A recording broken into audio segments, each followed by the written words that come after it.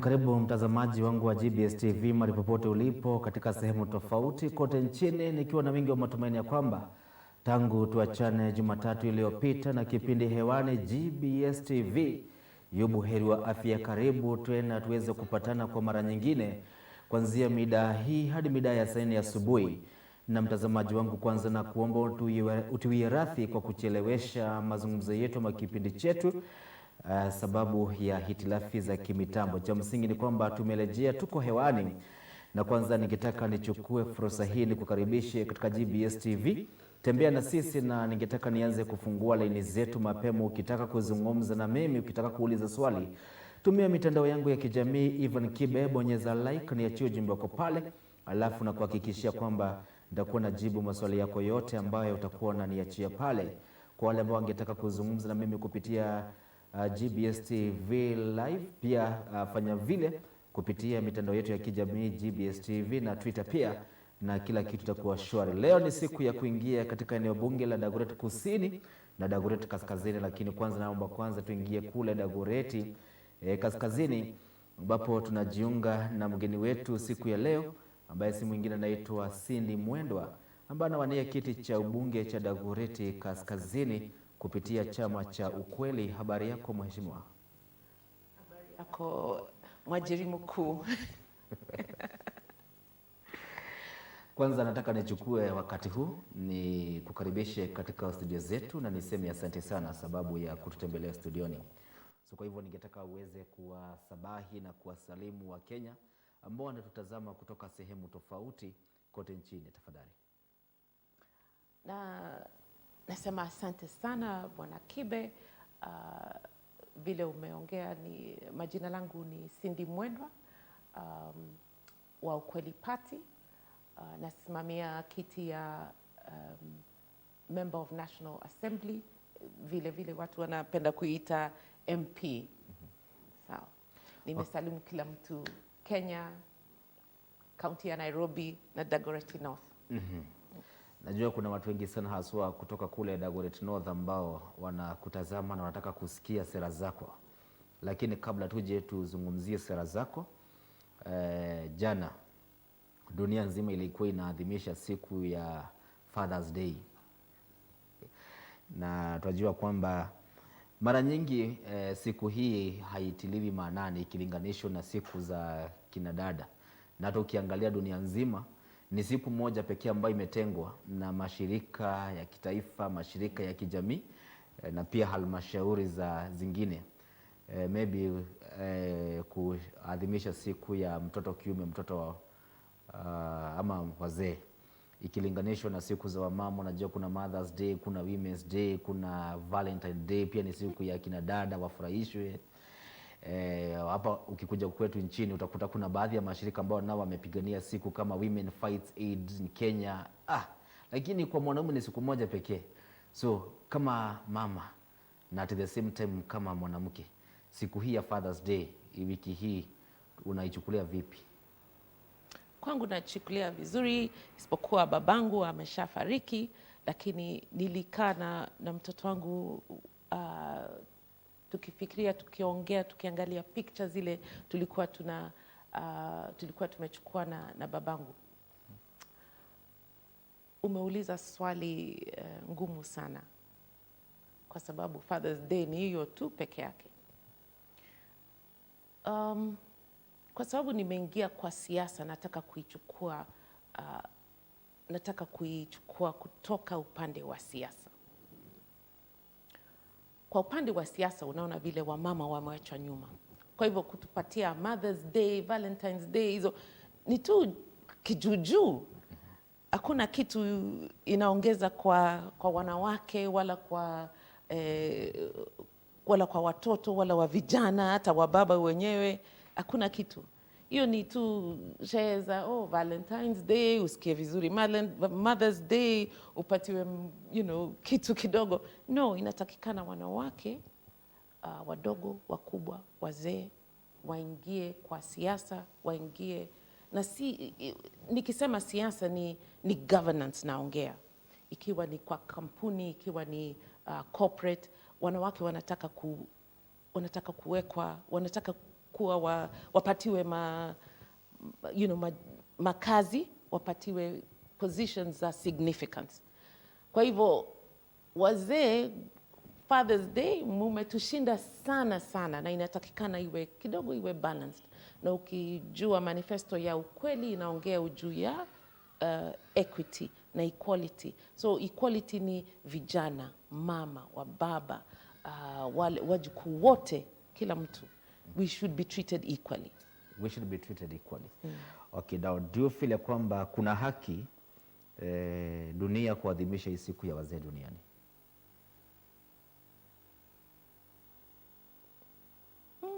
Why not? Why not? Why not? Okay. Why not?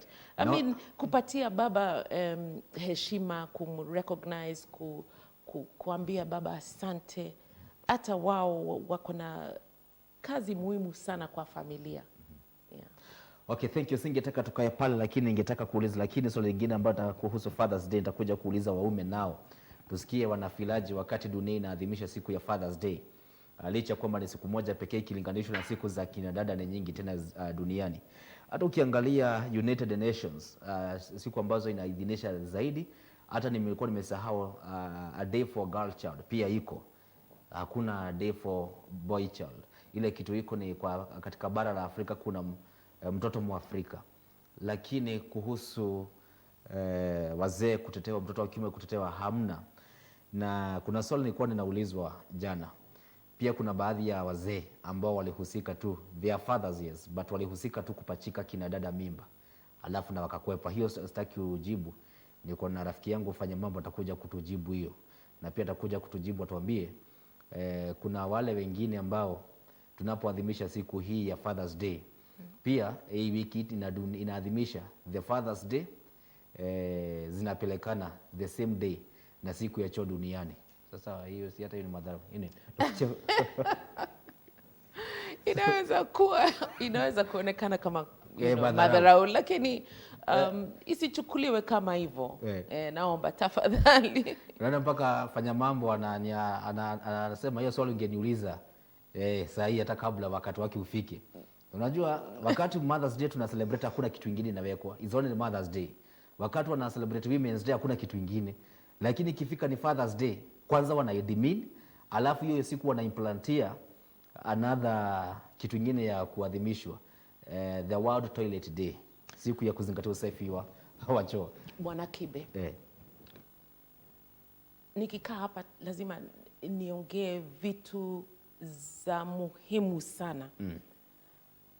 Kuongea juu ya Valentine's Day, Mother's Day, hiyo ni siku ya 24 hours na inapita na haraka sana. Tukiangalia watoto wa kike wale wanaenda shule in comparison to vijana, wa kiume, percentage ile iko juu sana, ni ile students ni vijana, si ndio? Watoto wa kiume. Ukiona watoto wale wanabaki nyumbani hawaendi shule, ni msichana anawachwa nyuma. Ndio anategemea maneno ya kutengeneza chakula, kwenda kutafuta chakula.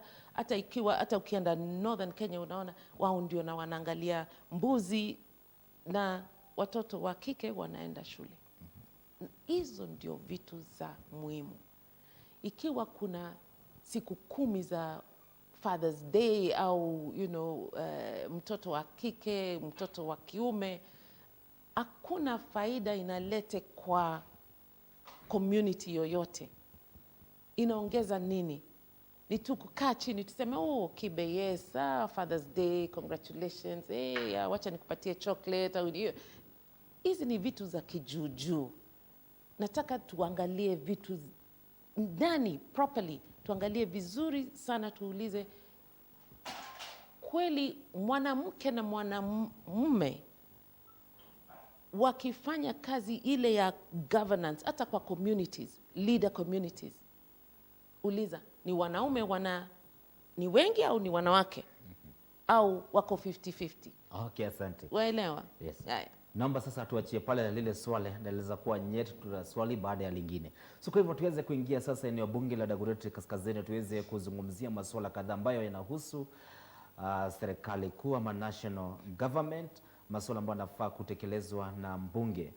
Na mheshimiwa, tungetaka uweze kutuambia for the last 5 years, if we don't talk about 10 years, Dagoretti Kaskazini imekuwa chini ya mheshimiwa Simba Arati ambaye anawania kiti cha ugavana kule kaunti ya Kisii. Na ukiangalia for the last 10 years, unaweza ukasema nini kuhusu uwakilishi jinsi kaunti ama eneo bunge la Dagoretti Kaskazini imewakilishwa na mheshimiwa Simba Arati kimaendeleo?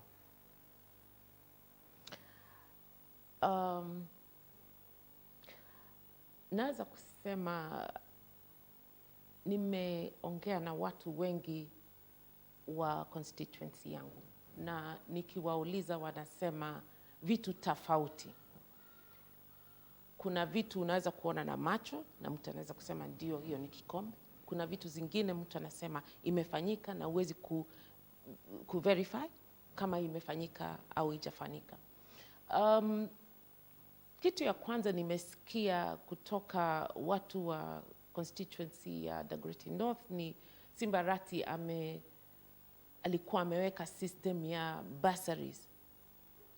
Ukweli ya mambo vile mimi nimeisikia ni upande mmoja inasema alifanya vizuri sana na bursaries zilipewanwa vizuri sana, lakini kuna upande wengine wanasema hawajaiona, hawajashika wala hawajawahi kuitwa, watoto wao wameenda secondary na bado hawajapata.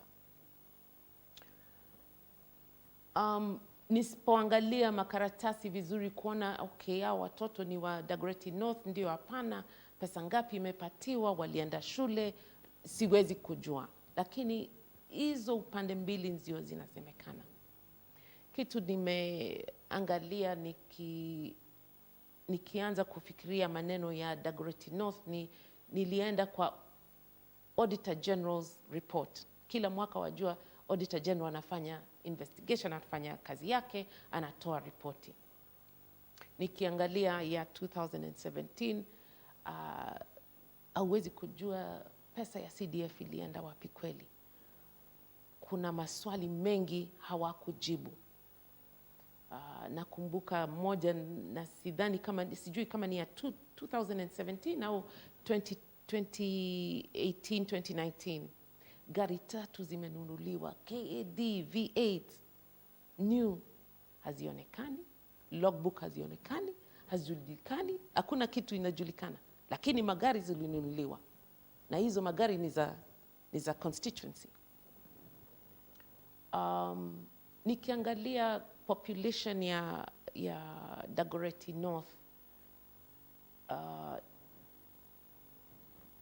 ime-increase sana, na unajua si watu wakubwa wanaweza kuzaliwa, ni watoto, na watoto wakizaliwa lazima waende shule, na ikiwa watoto wamezaliwa na kuna increment almost ya 15%, then lazima tuulize, kuna mashule imejengwa, imeongezewa, zile ziko. Hakuna shule hata moja imejengwa Dagoretti North. For the last 9 years. For the last 9 years. Kuna extension ya classroom kadhaa na Kilimani Primary na shule ingine moja peke yake. Kwa hivyo kufanya refurbishment ya gate au ya walls ya kupaint, this is not development. Tukiangalia upande ya maji, kila pahali unaona tunajenga manyumba ya watu kukaa, si ofisi, ni watu kukaa. Na ukijua watu wakikaa kwa manyumba, maji ni kitu ya muhimu sana, sewer ni kitu ya muhimu sana, manjia ni kitu ya muhimu sana. Hakuna improvement Simba Arati ilifanya. Kama naweza nikaangalia ratiba yangu inaweza niambia kwamba mbunge kila mwaka anafaa kupokea kitita cha shilingi not less than 100 million. Inaweza ikapanda lakini inaweza ikashuka 100 million. Niambia kwamba watu wa Dagoretti Kaskazini tuweze tukasemea kwamba if not 900 million, maybe 1 billion imeweza kutengwa kwa minajili yao ya maendeleo ya serikali kuu, kizingatia kwamba serikali kuu ama mbunge kuna majukumu mawili muhimu. Kuna jukumu la education and security, then there is a 5% of disaster management, 2.7 of sport na I think 2% ya environment. Tunapozungumzia kwamba wakazi wa Dagoretti Kaskazini hawajajengiwa shule hata moja, what ile kitu wamekuwa kishuhudia ni extensions ama ku-rehabilitate shule zetu. Does it mean ya kwamba fedha zetu hatujui mahali zipo, na kama zimeweza kuingiliwa ama zimeweza kuporwa, tulaumu nani for those 9 years? Narudi kwa kazi ya auditor, Auditor General. Yes. Auditor General akifanya audit anasema hizi ndio fedha zimesema zimetumika, na kweli ninaona zimetumika. Hizi zingine hatujui, imesemekana lakini hatujui wala hatuoni. Hiyo ndio kazi ya Auditor General. Na Auditor General akitoa hii ripoti lazima irudishwe kwa county government, ndio ingie bunge, ndio waangalie. Okay, hakuna kitu wamefanya, na hiyo ndio kweli. Kwa hivyo tunaenda tu round, na ukiangalia Auditor General kila mwaka natoa ripoti, kila mwaka natoa ripoti, hatujui pale pesa inaenda, pesa inasema inatumikana, au unakuta, nikupatie mfano, kuna rehabilitation ilifanywa 2019 1.7 million. Ni nini? Ni balcony ya shule. Sasa nauliza 1.7 million balcony. Si balcony ilikuwa okay, munai refurbish 1.7, na shule, unajua size ya shule public school si ati ni kubwa sana kama university, no. 1.7 na inaenda tu namna hivyo. Ukiuliza okay, kulikuwa na competitive process, walikuwa na tender procurement process, kama kweli waliishika, sidhani. Na si mimi nasema sidhani, Auditor General anasema hadhani. Yeye hajaona evidence kusema hivi ilifanyika vizuri. Mother Solomon, asante sana, namuona na pole kukukata. Mother Solomon anasema ya kwamba kama kuna pesa ambazo zimeweza kuporwa ni fedha ambazo zinatengewa wabunge, simply because there's no verification tender process vinyo nasema. Kina nani wanajishindia hizi tenders, kina nani wanatuma ombi la kupokea hizi tenders, ni swali ambalo limekuwa likiibuliwa. Pia nilikuwa nasikia the same issues kule katika eneo bunge la Kasarani, na nikasikia kuna mbunge alikuwa nafikishwa, alikuwa nafaa kwenda kwa DCI kuelezea jinsi ametumia NGCDF yake. No, tunavyosema kwamba mbunge ana jukumu la kuhakikisha kwamba sekta elimu inaweza kuboreshwa pale. Dagoretti North wanasema kwamba hawajaweza kujengewa shule yoyote for the last 9 years. Wanasema the last time waliona shule ikijengwa from scratch ni wakati wa Mheshimiwa Beth Mugo. Now the question big, pesa zimekuwa zikienda wapi? Nataka kuuliza Mheshimiwa Simba Arati hiyo swali. Na kila mtu katika Dagoretti North anataka kuuliza hiyo swali. Okay. Na DCI wanataka kuuliza swali. Kuna kitu moja inatakikana ifanyike, na mimi najua nikipata hii kiti nitaifanya. Kuhakikisha kuna involvement ya community. Wale watu wa Dagoretti North lazima wawe wanapeana oversight, public participation, number 1. Number 2, nadhani tuliongea hii na wewe, nilikuwa nimeona CDF expenditure na programs zile projects zile walichukua, na juzi nikienda kwa hiyo Dagoretti North CDF online nikakuta imetolewa. Kwa nini sasa ile ya 2022 imewekwa? Nauliza, lakini lazima iwe publicized. Mi naona ni muhimu sana Member of Parliament ikiwa amepatiwa 100 million, hata ikiwa ni 5 million, hata ikiwa ni 2 million, lazima atangaze na iwachwe pale.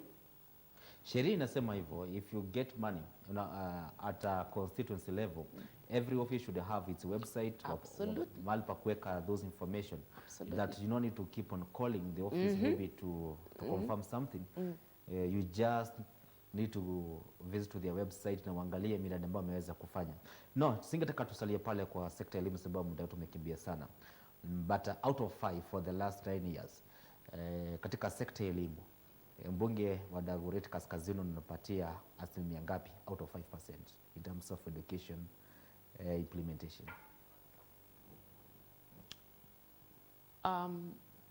Nataka kurudi tena niongee, ikiwa mtu amepatiwa tuseme 10 million 2% ya CDF na inataka kwenda kwa sekta ya education, naweza kununua hii meza 1,000 shillings, lakini wewe unaweza kuja upatiwe uambiwe hii ni 1 million. Kweli umetumia fedha zako vizuri? So ile pesa imetumika, inaweza kuwa imetumika, lakini swali ni imetumika vizuri? Overestimation of the projects. Exactly. Kweli imetumika vizuri? Now I cannot be able to tell you, kwa sababu hata Auditor General anauliza kwa nini hii haiko clear. So the disbursement in terms of the CDF, ile pesa amepatiwa, hawezi kujua kweli kwa sababu there is no supporting information, supporting document. And when we say documents, it's documents kwa sababu makaratasi tunaweza kutoa, ndio. Lakini kweli unaona hii shule imefanywa extension vizuri. Ukiangalia kuna shule imefanywa extension, lakini hiyo shule extension yake ni contribution kutoka private company. Then uliza, kwa hivyo pesa ya CDF ilitumika namna gani kwa maneno ya elimu? Na ndio nikauliza out of 5% for the last 9 years unaweza mpatia asilimia ngapi? Sijaelewa swali. Nasema out of 5%, yes. Ama out of 5, yeah. Unampatia Mheshimiwa Simba Arati ngapi in terms of implementation ya sekta ya elimu?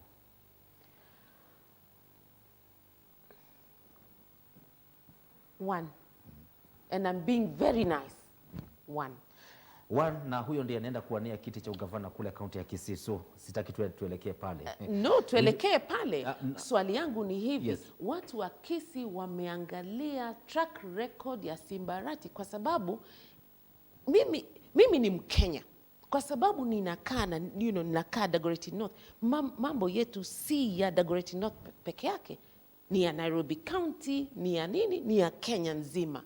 Na mimi kama Mkenya au wewe kama Mkenya, ukiona kazi ile inatakikana ifanywe na mtu na bunge pale unakaa, usikuje kufunga macho kwa wale wengine wako kaunti zile zingine. Okay, now kabla tuchukue break fupi, ningetaka tuweze kuintroduce swala la security.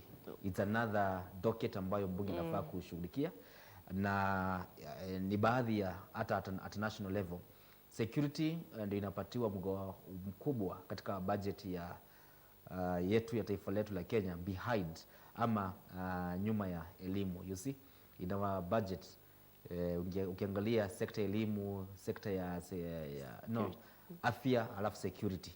Na ningetaka tuweze kuangalia security kule kwetu Dagoretti Kaskazini. Ofisi yetu imefanya nini kukabiliana na suala la usalama? Leo asubuhi nimeamka masaa ngapi nikuje hapa, na nikija nikaona kitu tofauti sana. Nimecross county mbili, hakuna mataa, street lights, hakuna street lights. Dagoretti North hakuna. Nikafika upande hii nikakuta kuna mataa, na unajua mataa na kuona pale unaenda wale wako, that is part of security. Juzi nimeenda Kilimani police station, hiyo ndio main police station Dagoretti North. Nikiangalia nauliza, okay, ni nini wamefanya hapa kweli? 9 years, ni nini imefanyika? Hiyo pesa yote imeenda wapi?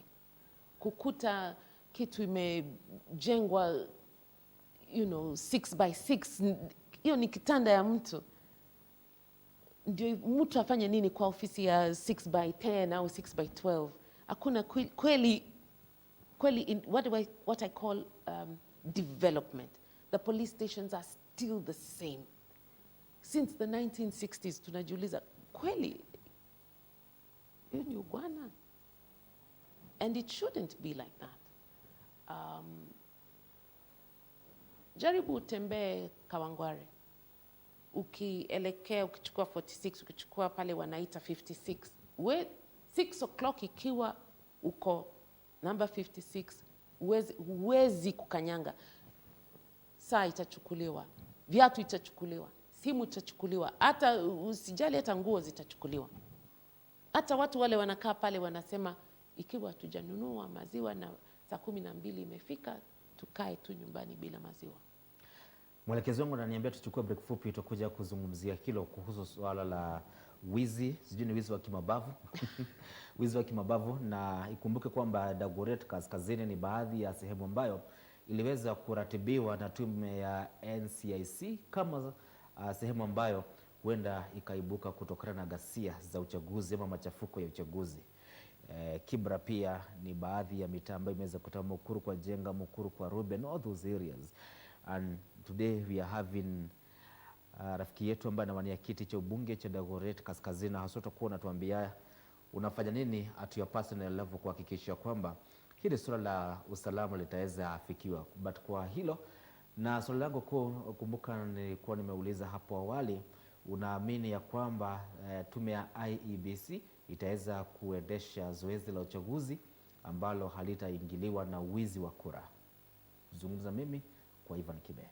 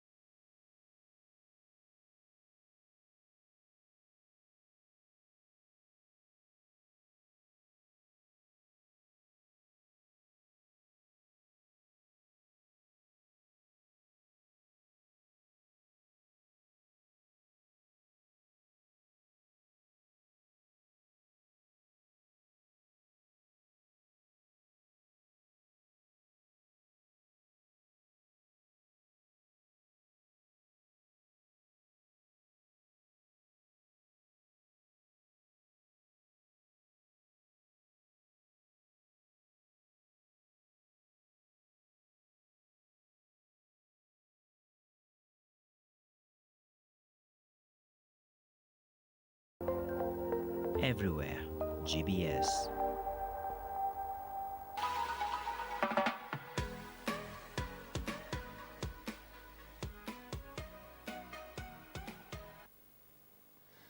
Naam, asante sana mtazamaji wangu wa GBS TV kwa kuangalia, kwa kuzidi kutazama GBS TV. Edward Karanja Mwangi, nimekuona nasema nalifuata ukiwa Kikuyu pamoja na Frank Jackson ukiwa sehemu za Ngarariga.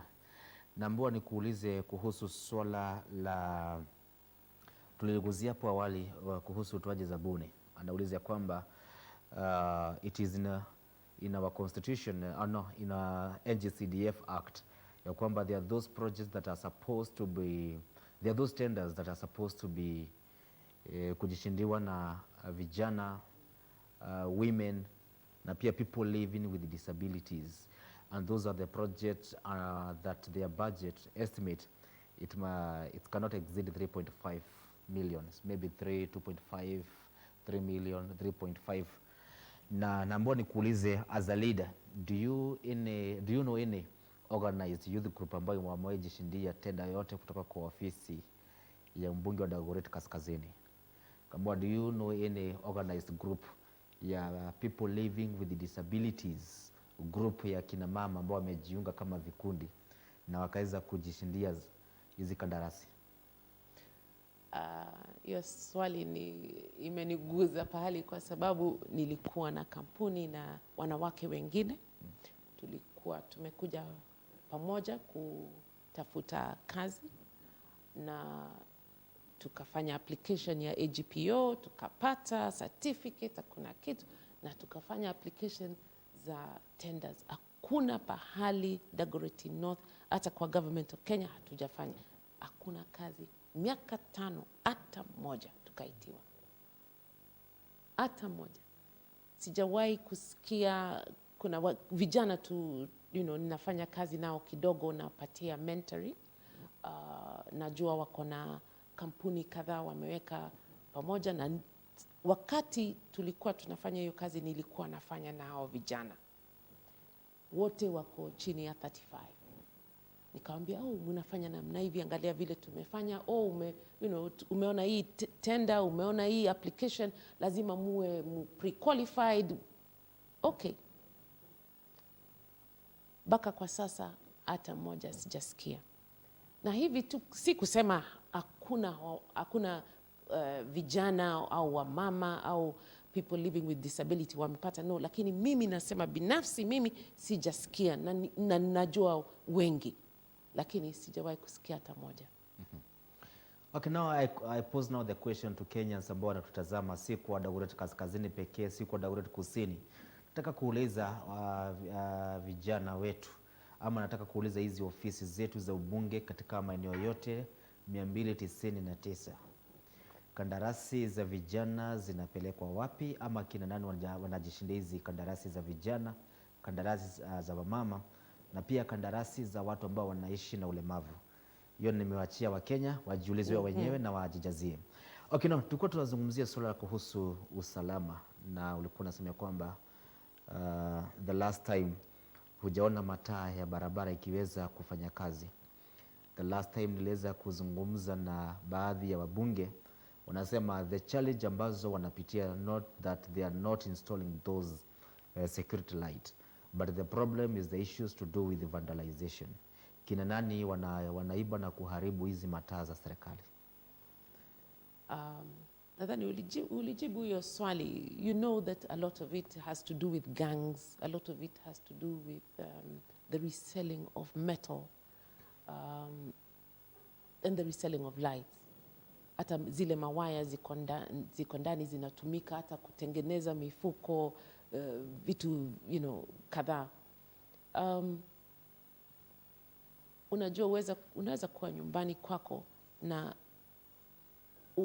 uamue utaibia bibi yako, unatoa pesa kwa mfuko na unaenda unafanya chochote unataka. Ya bibi huwezi ukaiba. Kweli mimi nakubali. Nakubali. Sema ya wazee. Okay. Yeah. Lakini hivyo ni kuchukua pesa kutoka mfuko mmoja ndio uweke kwa mfuko ile mwingine. Ni nini nafanya vijana au gangs wachukue hiyo wafanye hivyo? Why do they vandalize? Why do they vandalize? That's the question that needs to be asked. And when they vandalize, wanapeleka wapi? Kwa sababu hawezi kupeleka nyumbani kwa sababu si kitu ya kukula wala si kitu ya kukunywa. Okay, so wanapeleka wapi? And that is the question, kwa sababu mkiangalia vizuri, ikiwa kuna pahali wanapeleka, basi hapo ndio inataka iwe the first point of investigation. Okay, now ningeomba kwanza tufikishe pale swala la security na education, sababu muda wangu umekimbia sana. Tuweze kuangalia your manifesto. Sema ya kwamba sekta ya elimu imefilishwa katika eneo bunge la Dagoretti Kaskazini. Sekta ya security imeweza kufili, imefili. Ndio tunataka kujua what will you do differently in case you win the election in the coming general election? So what I'm going to do differently when I win, because I am going to win, it's, I think there is importance for public participation. There is big importance for speaking to the community on the ground. And when I talk about community, see, unajua kuna wale wanajiweka mimi ndio mkuu wa nyumba 10 au wala sijui association etc. Ni kuwa na one thing I'm going to promise the watu wa Dagoretti North ni tutakuwa na public meetings, forum, town halls at least 3 times a year kwa kila ward, kwa sababu kila ward inatakikana once every 2 years kuwe na meeting, na hiyo meeting ni public, ndio watu waseme maoni yao ni nini inataka attention ni nini. So okay, mara 3. Moja, kusikiza vile watu wanasema wa hiyo ward. Pili ni kuunganisha vitu, projects, come up with ideas with them actually, yeah? What can we do? How much money do we have? How can we use it? What is the best way? And then we implement. And we implement with them. Na tunawapatia feedback. Okay, tulikuwa tumesema shule ijengwe hapa. Tumepata kiwanja. Okay, tumeanza kujenga. Tenders ndio hizi. But being open, and this is the problem, is that we are not transparent. Leaders are not transparent at all. Why? Because they want to enrich themselves. And that is the truth of the matter. Mtu anajiangalia na ingia bunge ndio niende kujitafutia mimi na familia yangu. No, familia yangu ni Dagoretti North. Nataka nikiangalia familia yangu ni mimi na Dagoretti North. Nalipwa mshahara. Ni nini nafanya mimi nianze kuiba pesa ya watu? Hiyo tabia imetoka wapi? Tunajiuliza, huyo mtu akienda kulala, analala vizuri kweli? Why? Tengeneza county, constituency vizuri. Angalia wale watu hawana, ikiwa ni mashule, ikiwa ni kuhakikisha umekuwa na connection na security, kwa sababu tukiongea juu ya security, for example, CDF haiwezi kubuild police station. You understand that? That is national security. But to engage security agencies, it's extremely important. Kufanya kazi nao ni nini? Identify. Kufanya kazi na watu wa different associations. Na unajua watu wanaona kama Kawangware is very disorganized, ukienda Kibera is very disorganized. Actually, they are very organized. They are very, very organized. Mimi nikikanyaga chini nilishangaa sana. Hakuna boda that is not part of an association. Hakuna matatu that is not part of a SACCO or association. Wanawake wako na associations. Vijana wako na associations. Even the elderly have got associations. So what is it that is making us not do the right thing? First, to engage them. 2, to be completely transparent. Publicize everything that is done. For example, let's start from the beginning. Ikiwa county imepatiwa feathers, let's say 20 billion. Okay, then we know how it's going to be distributed amongst the constituencies. If Dagoretti North has got, let's say, 100 million per year, it needs to be publicized. On this date, we have received 100 million from national government. Or if it is 80 million, publicize it. All right, what is it that has been planned? What has been undertaken? How has it been undertaken?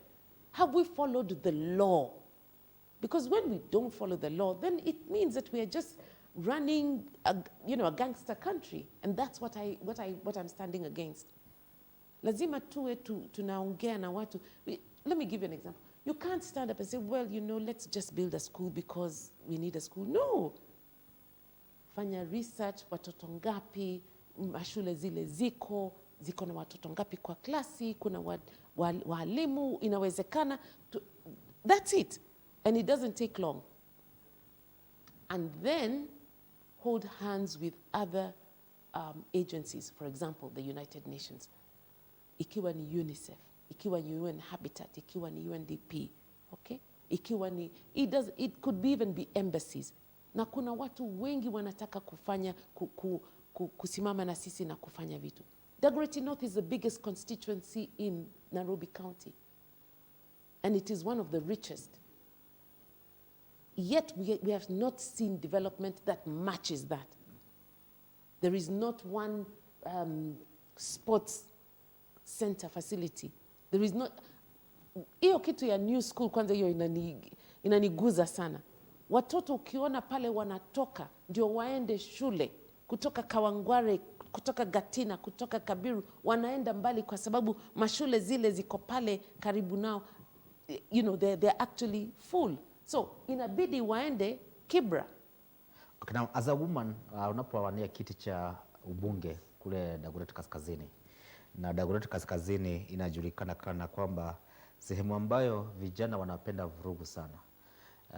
Do you find it easy to sell your policies, your manifestos to the residents? Nikiingia nikisema nitasimamia kiti cha bunge, niliambiwa lazima uwe na 80 million, nikauliza ya kufanya nini? Nikiwa niko na 80 million, kwa nini naingia kwa siasa? Si niendelee na business yangu, si ndio? Hivyo ndio nilijiambia. Okay. Sijalipa mtu chochote kukanyaga Kibra, kukanyaga Katina na kukanyaga Kawangware. Na nimeambiwa lazima ulipe. Na nimesema ukweli ni hivi. Yule analipa, nyinyi ndio msimame msikize vile anasema. Naye akiingia kwa bunge lazima rudishe ile pesa ametoa amepatia nyinyi. That is the truth. Nikienda kuomba pesa kwa bank, nichukue mortgage on my house, ndio nifanye siasa. Then nikifaulu lazima nirudishe ile pesa na ile interest. Na mwizi unajua mwizi, mtu anakuwa mwizi siku moja tu, after that anakuwa professional mwizi. Siku ile nitaenda niibe kitu, nijue hakuna mtu ameangalia, hakuna mtu ameniuliza, ilikuwa rahisi sana, nitaendelea na kuiba.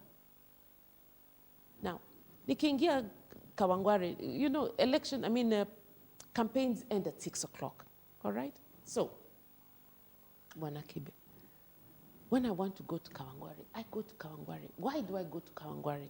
I don't go with bodyguards. In fact, nilikuwa naulizwa, wewe unajipeleka? Yes, najipeleka. Naongea na vijana? Ndio, naongea na vijana wa mama, hakuna mtu siongei nao. Kwa nini? Mimi ni mtu wa Dagoretti North. Dagoretti North si Lavington peke yake. Dagoretti North sio Kilimani peke yake. Dagoretti North is not only about Kileleshwa. Na lazima watu wajue kwamba it's like when you have 3 children. Useme, I am going to push one child na uwache wale wawili behind. It's not possible. Kwa sababu wale wawili watavuruga yule mmoja umepromote chini. Kwa sababu kila wakati nipatie. Niko na hii shida. Tukiwacha watu wa Kawangware, Gatina, Kabiru, then the constituency will not be moving. Tukimalizia, ningetaka utuambie maybe 5 horses basically, that is Simbarati, Elijah Owenga, there is a Biti Zelachi, there is a Sidi Mwendwa, and there is a somebody, maybe 2 of them that I don't remember. Whom do you feel that anaweza na kupatia kiwewe kushindana na yeye kule kwa ground? kwa kizungu wasema birds of a feather flock together. Yes. Angalieni ni nani huyu ana, how do you say to align themselves with in Kiswahili? Okay. Au ni nani anampatia approval stamp, oh pigieni so and so, you know, kura. Siwezi kujua.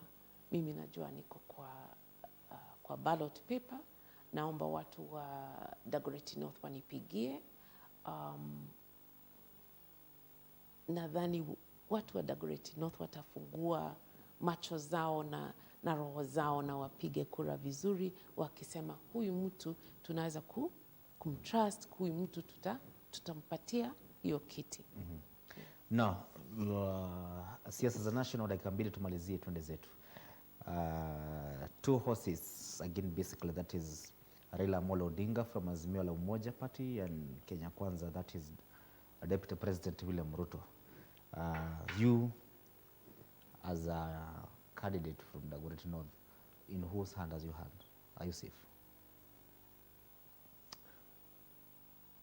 Leo nijiuliza, nikipatiwa ballot paper na iko na, you know, 1, 2, 3, 4, 5 presidential candidates, ni nani nitapigia kura mimi binafsi?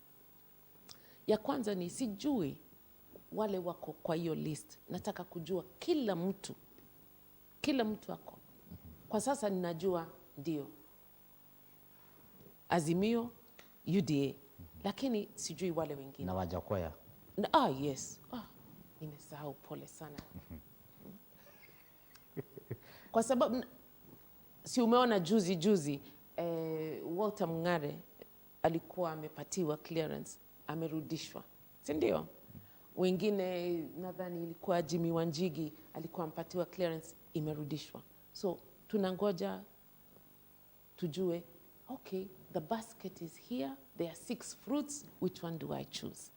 But I think every Kenyan needs to ask themselves, why do you choose this one over that one? And now we ask you the same. Exactly, but you see, and I answer you very clearly, I don't know who. When we get closer to I'm sure by in the next 1 week, tutajua, these are the 6 presidential candidates. Okay, kabla sasa nikupatie dakika moja uweze kuomba wakazi wa Dagoretti Kaskazini kura. No, nataka utuambie iwapo utapata nafasi ya kuwakilisha wakazi wa Dagoretti Kaskazini katika bunge la kitaifa, ni mswada upi ambao utawasilisha katika bunge la kitaifa kusaidia wakazi wa Kawangware Kaskazini na pia Kenya yote kwa ujumla? Kitu ya kwanza na kitu ya muhimu ni accountability na transparency.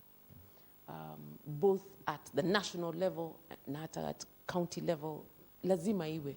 And hiyo ni kitu mimi nimesimama nikasema nitaifanya. At the national level nikiwa kwa bunge, unajua kama MP, kama member of National Assembly, hiyo ni kitu ya muhimu sana. Tunaangalia matumizi, you know, ya government, tunaangalia zile budget, zile pesa vile zinapatiana, the distribution of finance and the oversight of various projects. So it is extremely important kazi wawe watu wa how do I say, people who are transparent, who really believe in accountability and have no fear or favor for anybody, because you have a job to do and you need to do that job and it needs to be done well, and that is why you are elected. So when I'm elected, that is exactly what I'm going to do: transparency, accountability. Okay, thank you. Naomba sasa you give us your parting shot and then not more than 1 minute uombe wakazi wa Dagoretti Kaskazini kura zao. Kwa leo naomba kura zenu kwa sababu kitu ya kwanza ni mtakuwa mkiniona more than 3 times kwa mwaka. Tutakuwa tunaongea ni nini ya muhimu kwa Dagoretti Kaskazini. Nitakuwa ninaangalia maneno ya equality, wanawake, vijana kwa committees, na hizo committees ni extremely important, ni zile zinafanya oversight.